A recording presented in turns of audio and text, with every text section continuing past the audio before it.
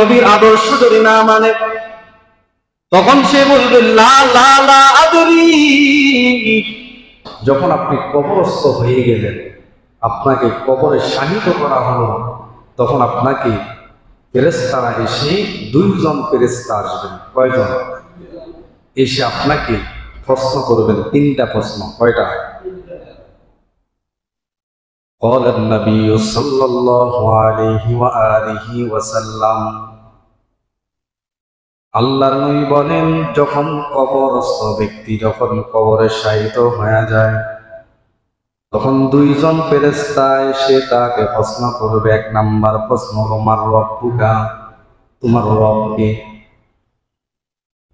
যখন ওই বান্দাটা রবের সাথে তার পরিচয়, যেই বান্দাটা তার ৬০-৭০ বছরের জীবনে রবের সাথে কানেক্টিভিটি ছিল, রব তাকে মসজিদের দিকে ডাক দিয়েছে, মসজিদে চলে এসেছে, রব তাকে ভালো ভালো কাজ করার জন্য আদেশ করেছে, চলে এসেছে, তাহলে ওই আল্লাহর বান্দা সাথে সাথে জবাব দিয়ে বলবে, আমার রব হলো আল্লাহ,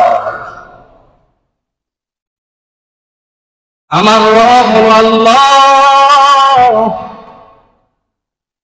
আর যদি রবের সাথে ওই বান্দার কানেক্টেড না থাকে, রবের সাথে পরিচয় নাই, ওই বান্দাটা জবাব দিতে পারবে না, তার জবানটা কেমন যেন বন্ধ হয়ে যাবে, সে বলতে পারবে না।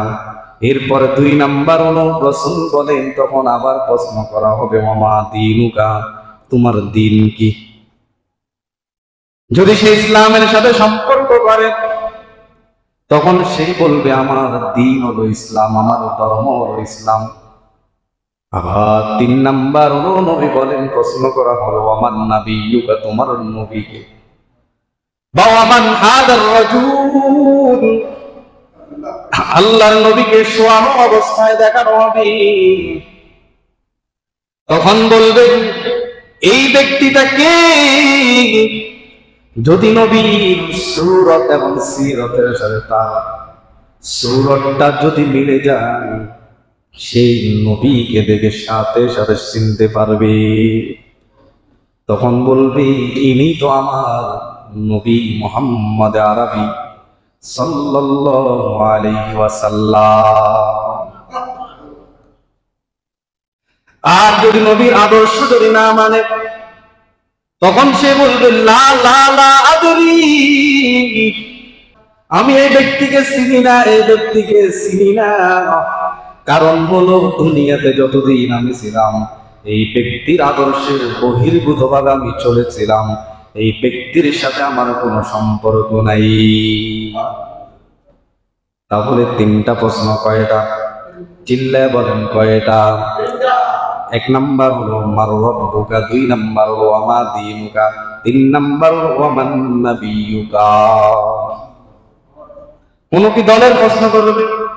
আপনি কি আওয়ামী লীগ করেছেন, না বিএনপি, না জামাত, না চরমনাই, না খেলাফত, না মজলিস? কোন প্রশ্ন আছে?